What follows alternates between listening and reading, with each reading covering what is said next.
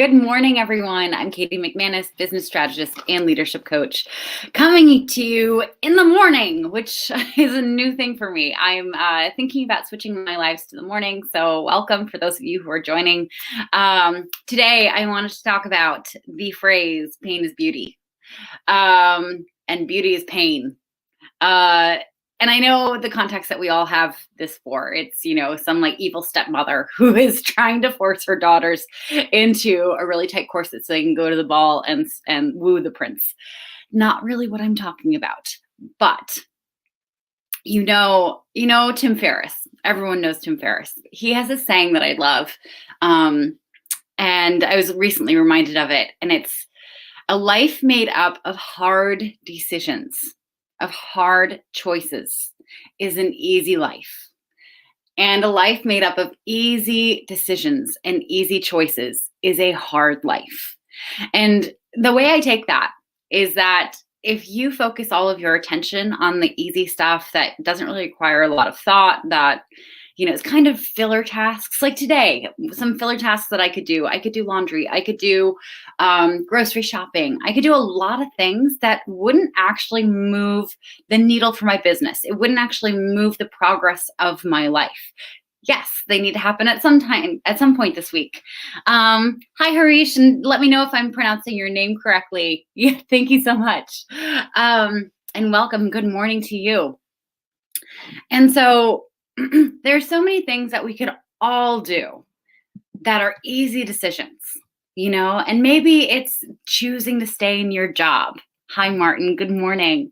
Maybe it's choosing to do something around the house that you've been putting off, instead of going to the gym, instead of going and working out. And we all know those tough decisions that we're putting off. It's usually the thing that keeps you up at night. It's the email that you've been avoiding sending. It is looking at your bank account because you're worried that you're about to run out of money. Hi, Natalie. Good morning. Yeah, filler tasks. Filler tasks are, they're things that are actually things that you do need to do throughout your life, but they're not things that are urgent in the moment. And they're things that you usually use to put off other things, right? And they're usually a little more fun to do. Like, I love grocery shopping. It is one of the top activities of my week. I can't explain it. Well, actually, I can. I just like shopping, and then I like shopping and being able to justify everything I'm buying, and I love food. Okay. And if I could, I would go grocery shopping every single day. Because I'm only one person and I can't eat that much food. But also I have to prioritize other things in my life. I have to prioritize building awareness for my business. I have to prioritize my clients. I have to prioritize building out programs that I can roll out in the future that will benefit my business and benefit me and then benefit my world, because then I can give back. All of those things I just listed are not easy things to do. They're not filler tasks. They are brave things. It's putting yourself out there. It's deciding to do one thing over another. I have a couple clients right now who are, trying to make very, very serious decisions about their life. Are they going to go full into their business now, or are they going to put it off? Are they going to continue working their job? There's nothing wrong with either one, but that decision, that's a hard decision to make. And it's so easy to put decisions like that off. One of the things that I ask potential clients when they are inquiring about working with me is, you have this idea for a business that you want to start. Could you put it down? Could you put it down and walk away? Like, is this like an optional thing for you? If they say, yeah, I think so. I think I have a lot of ideas and, this is just one. It's kind of cool. Then I tell them straight up, I'm not interested in working with you. The clients that I work with, they don't have an option, because in their heart of hearts, this is the thing that they need to be doing, because they know that they're going to be successful. And it's just a matter of, am I going to be successful as soon as possible with a coach, or am I going to be successful a few years down the line after struggling and doing it on my own? Those are the clients that I need to work with, because I know that they're going to do the work because they're committed. There's no other option for them.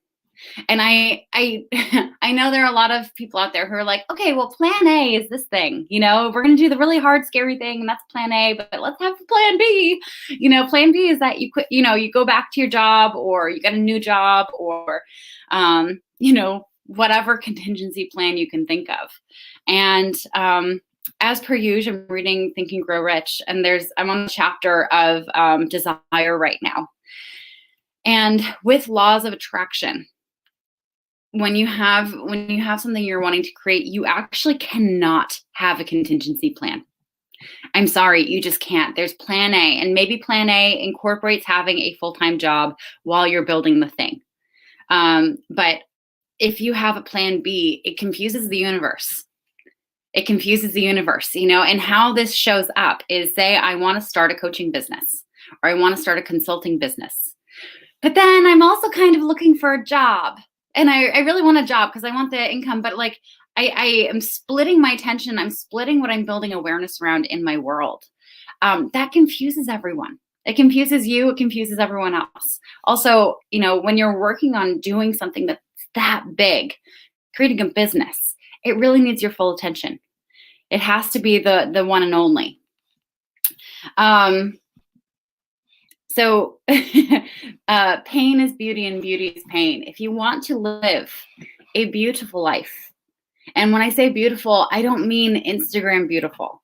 I don't mean it looks good in pictures. I don't mean it looks good on paper. I mean, it feels beautiful to you. Jim Shields, burn all the ships, make the commitment. 100%. You have to burn the ships. There's no going back. There's only going forward. And by the way, people are worried when they burn their ships to do this thing. They're like, oh my God, like then I'm going to be marooned on this island and then I'm screwed. No. How far have you gotten in your life so far? How far have you gotten? How many challenges have you overcome? How many creative ways have you found to solve a problem up until now? And how many resources do you have? How many people do you know? You're always going to be able to build a new ship to take you to a new place. Okay? And that ship and that new place is always going to be far more beautiful because it's something that you created and you called into your life. Okay? Creating a beautiful life is creating a life where you get to live authentically yourself 100% of the time, if you choose to. One of the things I think about when I think about working in corporate is how many times I started crying in my office and then ran to the bathroom because I wanted to hide. I had to hide that I was upset. I had to hide that I just had a meeting and it didn't go well. Or just corporate politics, like they just got to me. I so prefer just being able to cry at my desk now. Just being able to cry openly. Everyone has their own values. This is one of the things, and this is coachy talk. I'm sorry. I advise not to go into coachy talk, but this is really important. We all have our own values. Hi, Shreyas. Yes, the time zones finally worked out. For instance, I have values around fun and having control over my time and community. And when you live your life beautifully, when you live your life making hard decisions, guess what? You get to make sure that your values are honored in every single moment of your work in your life. If that's not beautiful, I don't know what the fuck is. We need to start making hard decisions. We need to start getting stuff off your plate. So here is my challenge for you this morning. We all have, and I have plenty of them. I'm doing this challenge as well. We all have a ton of tasks that are hanging over our head that once we get done, allow us to move forward more freely. Okay, emails to respond to, taxes to file. I have to say that for my boy, Michael Eckstein, who's going to flip out if I don't. He's an accountant, so he's in it right now.